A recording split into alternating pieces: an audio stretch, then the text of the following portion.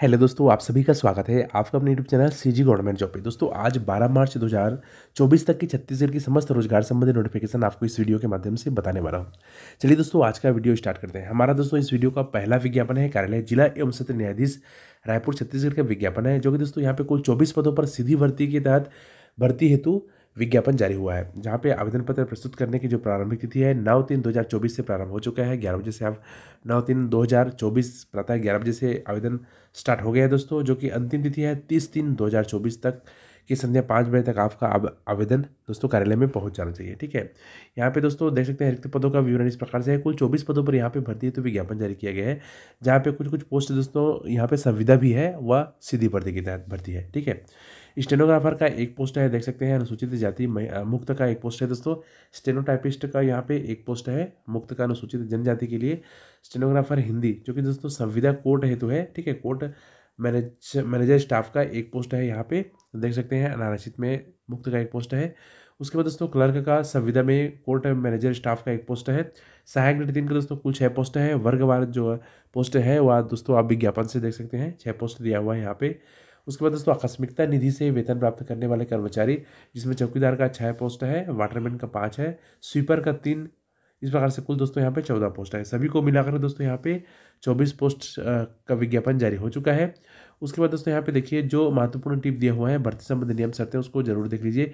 इसमें दोस्तों बताया गया है कि पदों की संख्या परिवर्तनीय है, महिलाओं को नियमानुसार हॉरिजॉन्टल आरक्षण दिया जाएगा। ठीक है, और दोस्तों यहाँ पे इसके लिए छत्तीसगढ़ का निवासी होना अनिवार्य है। मध्य प्रदेश सहित अन्य राज्यों के मूल निवासी ऐसे आवेदक जो अपने मूल निवास के राज्य में अनुसूचित जाति, अनुसूचित जनजाति, अन्य पिछड़ा वर्ग के रूप में मान्य हो।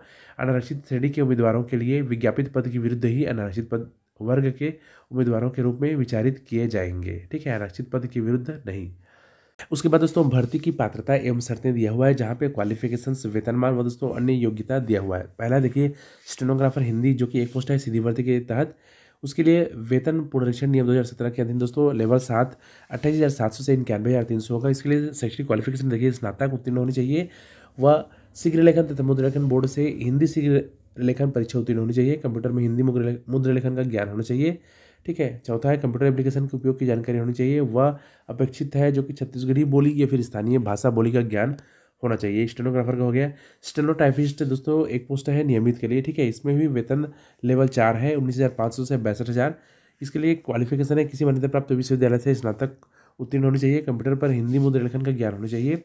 हिंदी शीघ्र लेखन का ज्ञान भी होनी चाहिए। कंप्यूटर का कार्य एवं कंप्यूटर एप्लीकेशन के उपयोग की जानकारी होनी चाहिए। वह छत्तीसगढ़ी बोली या फिर स्थानीय भाषा का ज्ञान भी होनी चाहिए, अपेक्षित है, वांछनीय योग्यता है। ठीक है, नंबर तीसरा देखिए सहायक ग्रेड 3 का नियमित पोस्ट है, 6 पोस्ट है। उसमें देखिए जिसे साक्ष्य लेखक या फिर आदेशिका लेखक निष्पादन लिपिक भी कहा जाता है। वेतन मैट्रिक लेवल 4 19,500 से 62,000 तक दिए होगा। इसमें दोस्तों स्नातक के साथ में किसी मान्यता प्राप्त बोर्ड विश्वविद्यालय से 1 वर्षीय कंप्यूटर डिप्लोमा। ठीक है, कंप्यूटर में हिंदी एवं अंग्रेजी मुद्रा लेखन का ज्ञान होना चाहिए। छत्तीसगढ़ी बोली, स्थानीय भाषा बोली का ज्ञान होनी चाहिए। ठीक है, टिप में दिया हुआ है भूतपूर्व सैनिक के लिए आरक्षित पद उस संवर्ग से उम्मीदवारों की अनुपलब्धता, ठीक है, की दशा में भूतपूर्व सैनिक कल्याण बोर्ड रायपुर से अनुमति प्राप्त होने की दशा में उसी संवर्ग के पुरुष या फिर महिला उम्मीदवार का चयन किया जाएगा। उसके बाद दोस्तों स्टेनोग्राफर हिंदी संविदा का देखिए कोर्ट मैनेजर स्टाफ के लिए 26,490 रुपये एक मुफ्त वेतनमान है। इसमें स्नातक के साथ में किसी मान्यता प्राप्त संस्था से शीघ्र लेखन तथा मुद्रा लेखन बोर्ड से हिंदी शीघ्र लेखन परीक्षा उत्तीर्ण, कंप्यूटर में हिंदी मुद्रा लेखन का ज्ञान होना चाहिए।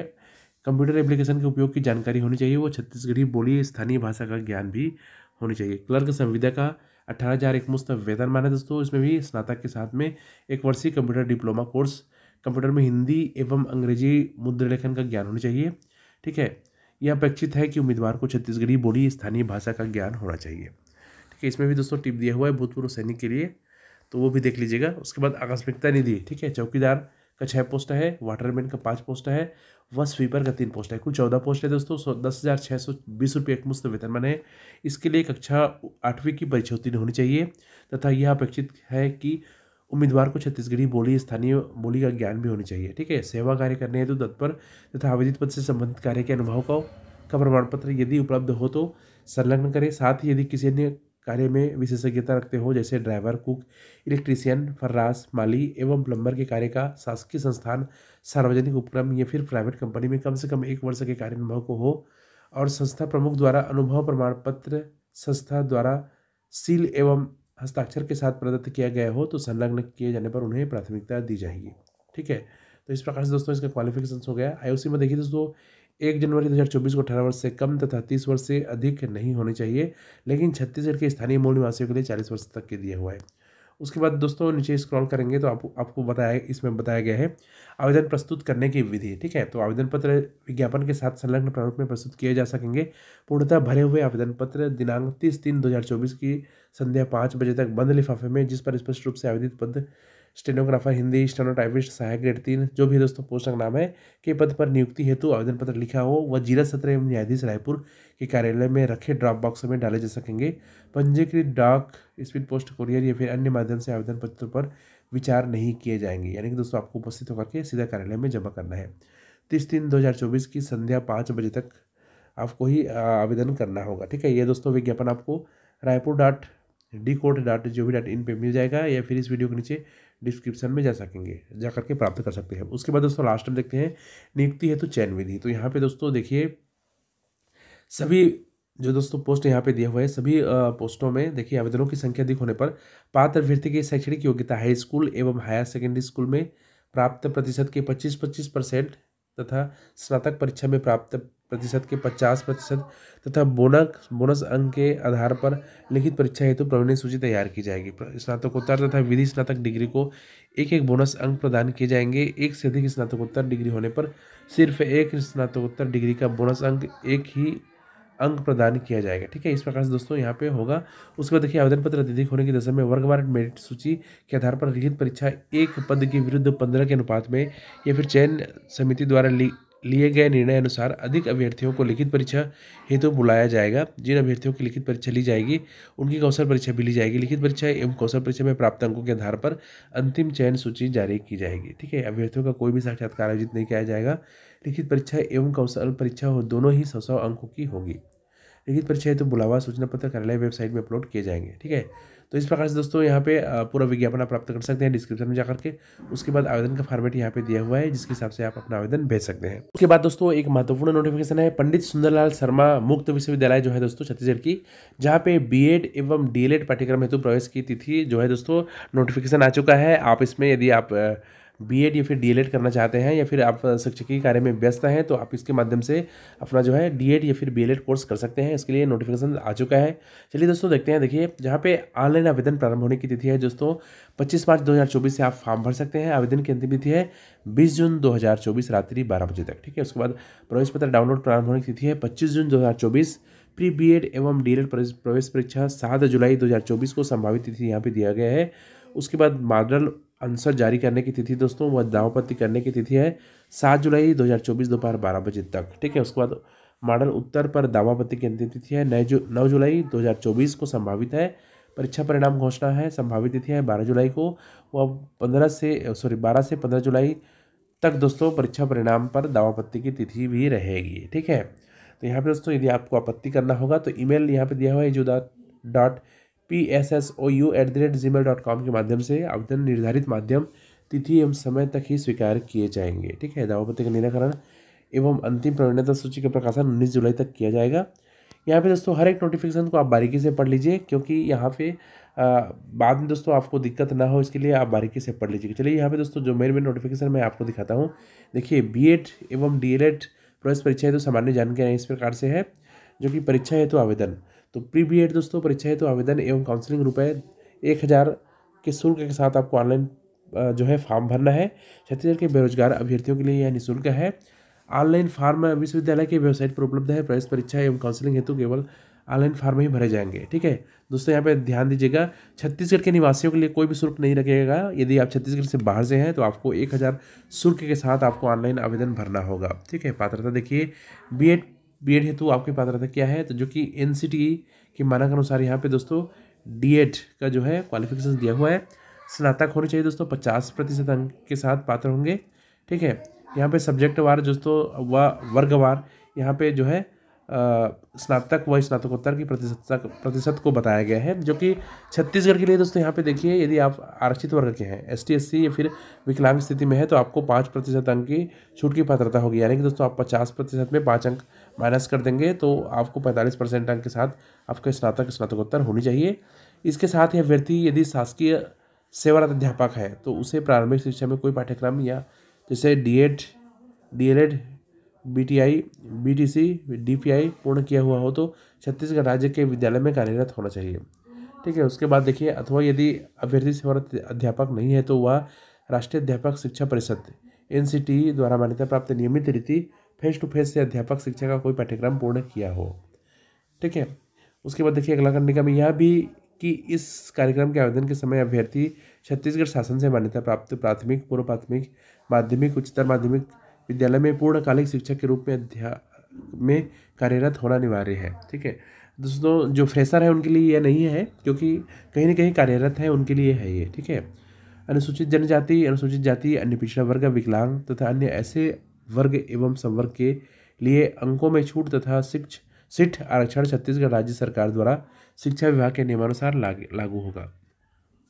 उसके बाद दोस्तों यहाँ पे देखिए, नोट में ऐसे अभ्यर्थी जिन्होंने प्रवेश परीक्षा, प्रवेश आवेदन फॉर्म प्रक्रिया में समान अंक प्राप्त किए हैं, उनमें से अधिक आयु वाले अभ्यर्थी को प्रवेश में वरीयता दी जाएगी। DLED के क्वालिफिकेशन में दोस्तों देखिए, ऐसे अभ्यर्थी जिन्होंने उच्चतर माध्यमिक या फिर इसके समकक्ष परीक्षा में कम से कम 50% अंक प्राप्त किए हों, ST SC OBC व विकलांग की स्थिति में कम से कम 45% अंक प्राप्त करने वाले अभ्यर्थी ही पात्र होंगे, एवं सभी महिला अभ्यर्थी को 12वीं में कम से कम 45% होना अनिवार्य है। ठीक है दोस्तों, तो ये सब आप पढ़ लीजिएगा, क्योंकि बाद में आपको दिक्कत ना हो। ठीक है, उसके बाद देखिए, कार्यक्रम में प्रवेश जो है दोस्तों, BED कार्यक्रम की 500 सीटों को तथा DLED की 2400 सीटों पर प्रवेश के लिए पंडित सुंदरलाल शर्मा विश्वविद्यालय प्रवेश परीक्षा आयोजित प्रवेश सूची निर्माण करेगा। प्रवेश नियमों के आधार पर इस कार्यक्रम में प्रवेश हेतु विश्वविद्यालय नियमानुसार रैंकिंग सूची घोषित करेगा और केवल इसी सूची के आधार पर ही online face to face counselling के द्वारा प्रवेश दिया जाएगा। ठीक है दोस्तों, ये नोटिफिकेशन देख लीजिए। उसके बाद देखिए, BED कार्यक्रम हेतु कौन कौन से कॉलेज यहाँ पे है, कितना सीट दिया हुआ है, कोड भी दिया हुआ है, उसको यहाँ से आवेदन भरते समय आपको यहाँ पे देख लेना चाहिए।